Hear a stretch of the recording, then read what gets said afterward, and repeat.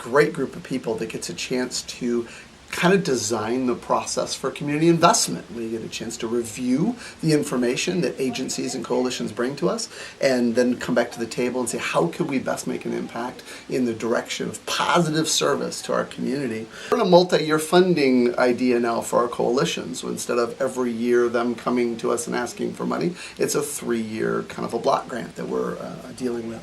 And the neat thing I'm seeing is a sense of flow. For the first time, the various agencies and coalitions aren't saying, well, this is what we want, and maybe soft pedaling things. Instead, they're saying, hey, this is what we're good at. This is where we're not good at, but we're learning. There's just this whole sense of a refreshed, they're very excited about the process themselves. So when they come, you get a lot of information that maybe we wouldn't have had in the same way before. And there's more of an interaction between CIC, United Way, the community, and the various agencies and coalitions. That's really exciting. Having that sense of flow gives the agencies and coalitions a chance to be far more creative.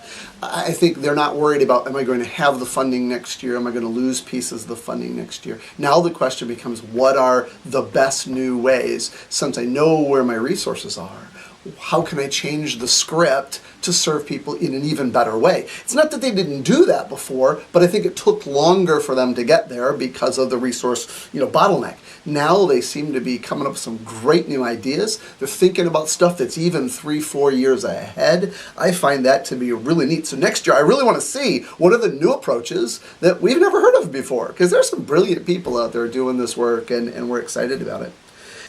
People are starting to say, hey, the United Way has some answers. They have people around the table that are asking questions, that are pushing us in new directions, and we want to be a part of that. So that's kind of a neat way to be represented. I think there are agencies that I'm hearing outside of CIC in the community that are starting to show an interest in coming to the United Way and being part of the process that never have before. And that shows that the influence of the entire community, not just United Way, but United Way as a representative of the entire community, is have the influence to make a difference. So I think that's really cool, and I think you're going to have some great stuff moving forward. Especially with things, with coalitions like the Hunger Council. They have become ever more aware of access, not just availability. That's a new development. How do we actually get the word out in very specific ways? So whether it's things like flyers or emails or, social media or whatever else, how do we get the word out so that people know that the resources exist so that they can be food secure? That's an important thing, and I think a really positive change that we're seeing. And others are starting to ask those questions. I like the fact that there's some systems thought that's coming out of this, especially with daycare and preschool.